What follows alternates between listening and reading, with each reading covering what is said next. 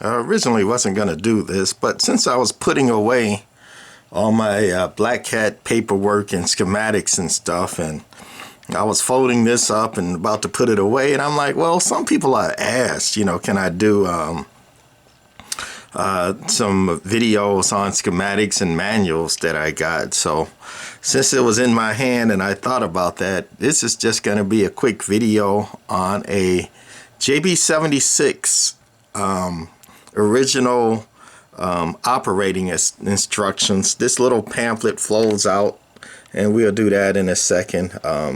Original Blackcat Wawasee Electronics, JB-76. And this one is operating instructions for either the both the BE, which is the base unit, 2-piece, and the JB-76ME, and the M stood for mobile, DC mobile 2-piece unit, and that's the power supply for the mobile, with the choppers that winds when you key it down. Pretty much all mobile smaller amplifiers do that, to chop up the DC to make it into AC and feed it into the transformer, and that chopping action is what makes them whine. And then the base unit, the 2-piece there, and just happen to have one right there, is what it looks like in real life, a JB-76B base unit. So anyway, since this one is about the manual only, just a walkthrough of the manual, we're gonna fold it out, and that's the original manual. I've had this for a long time. It's cluttered up, juiced up, but anyway, here it is.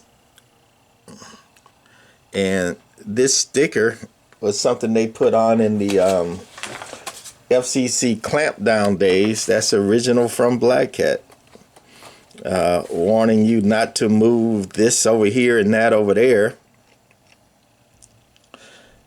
because that would make the thing an illegal amplifier that will work between 24 and 35 megahertz, and right in between 24 and 35 megahertz is of course the CB band, and that's why the FCC clamped down. It's like, okay, you guys can't sell amplifiers that will work in the CB band. So manufacturers started making amplifiers out of the CB band, and you had to convert them, convert the frequency, or they made small amplifiers and they sold them as preamps. And those that they sold as preamps had another thing where they said, don't, you know, move the wire here and wire there, because that would convert it from a preamp into an illegal, you know, linear amplifier that would work between the 24 and 35 megahertz. And this is just telling you some basic information, you know, about the JB-76.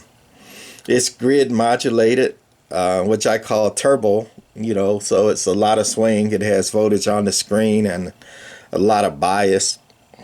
And they had so many different variations where they, you know, changed the bias on some, or they did the screen on the other. It's real hard to try to troubleshoot, you know, without actually, you know, seeing the amp or knowing the voltage on the amp, because you don't know which version you have or what they're trying to do. Here's the specifications, you know, on the JB-76. Some of the highlights that I took notes on says that, you know, it'll run on up to a 2-to-1 SWR on the output, but it's recommended that you have a 1.5 or less. It takes 2 to 6 watts drive, but it will key with a ½ a watt in it. It runs AB2. A lot of people say, oh, I don't want that Blackcat trash. It runs Class C. But Blackcat always said that their amplifiers run AB2. You know, I don't know how true it is or not, but that's what Blackcat says, is their amps ran AB2. It also somewhere in there, I think it's up here, it says that this amplifiers have automatic SSB, that it will work on any mode if you tune it right, you know, AM, SSB, FM, or even CW. It'll work on any mode, but it's got an automatic SSB delay in it. And I've said that in videos before. People are like, how do you add SSB, you know, to the small Blackcats? And I say, well, really, they got a slight or a medium SSB delay in it already, and it's on all the time. There's just no switch to turn the SSB delay off or on. And it's a quick SSB, so it doesn't hold it on SSB delay very long, because it's a compromised delay. It's the delay is like a little bit slow for AM, because AM you want it to unkey quick and, you know, not have the delay. But on SSB you want a, you know, a decent delay. Let's say you want a 1 second delay. Just, you know, saying you want a 1 second SSB delay on the relay, and you want no delay on AM. So what Blackcat did is they did a ½ a second delay. So it's a little slow for AM and a little fast for SSB, but that's what happens when you compromise. Wouldn't be too hard to add a switch and a longer SSB delay cap in there, and then you could turn it on and off. However, if you go to drilling holes and adding switches and stuff, you're going to devalue the amplifier, because me and most people don't want physically modded amplifiers where people added, you know, stuff to them. This is saying how many amps it draws in the mobile, how many watts out. This is along with setting the meter. It's got set to the line in there somewhere. Keep the power supply away from, you know, heat, and make sure it's in a vented area.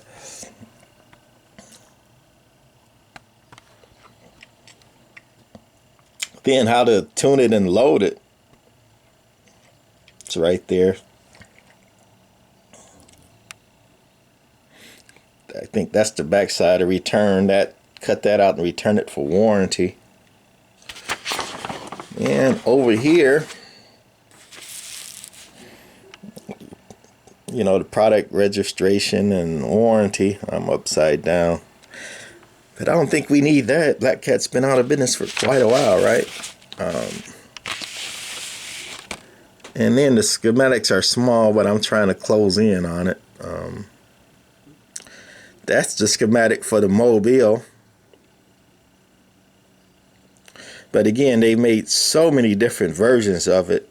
You can't, it should give you an idea of what's going on, but you can't go by the schematics if you have, you know, one, because they made many different versions. One thing about the Mobile is that the voltage is it doesn't go whining. So the power supply doesn't really kick in until you key down. It switches on the 12 volts going to the chopping resistors that goes into the transformer when you key down, and the filaments are, you know, basically connected directly to the battery. In series, the two 6-volt tubes are in series, so the filaments will be on, and the keying circuit will be ready. But until you key down, there are really no voltages going through to the tubes, so it doesn't have different biases to cut it off, because again, the power supply isn't even active until you key it down and it goes to winding. So once you key it down, the voltage goes to the transformer, and then all the output voltage, including the operating bias, go to, you know, directly to the amp. There are no two biases or switching the screen or any of that stuff, because it's not necessary. And then over here is the base version, where you had to switch the bias or the screen on this one. And this is what they did on later ones. On earlier ones, they switched the bias. you know, it would be like high bias, like maybe 60 volts, give or take. They use different biases. So they use like a negative 60 to take it out of conduction. So it's just sitting idling, you know, during receive, and then when you key it down, it would drop it to around 32 volts of bias for operation. But on later units, they use the 32 bias. See that 32 right there? It's supposed to be a negative. That's on the tubes all the time. But what they do is switch the screen. If you can see pin 4 there, that's the screen coming down. And the screen is switched by that relay right there. The dotted lines that, you know, are coming down, they go to the relay. And those dotted lines are showing that that relay has other contacts or other points, and they're connected, you know, by the dotted line, because you got the coming in for the antenna, or that's the out for the relay, and then over here is the input, you know, of the relay. And the third leg, which is the center leg of the relay, on this one it switches the screen voltage. That 400 volts for the turbocharge is off when you receive, so you know nothing's really happening with the tubes. And then when you key down, that relay puts on the 400 volts to the tubes for the screen, and it operates. Most Blackcat small ones where you're not getting anything out of it, it's usually the screen or the bias. And also on Blackcats where it's like cherrying up and running hot and super output, or you know, cherrying up and standby, again, that's normally the bias only. Something's the matter with your bias, whether it's too high, too low, or on all the time. Well, but anyway, I think that's going to be it of this walkthrough of the Blackcat JB-76. I guess if you like this one, I can do more of these, because I have a bunch of manuals for these. But this one's the JB-76 original manual walkthrough. Bye.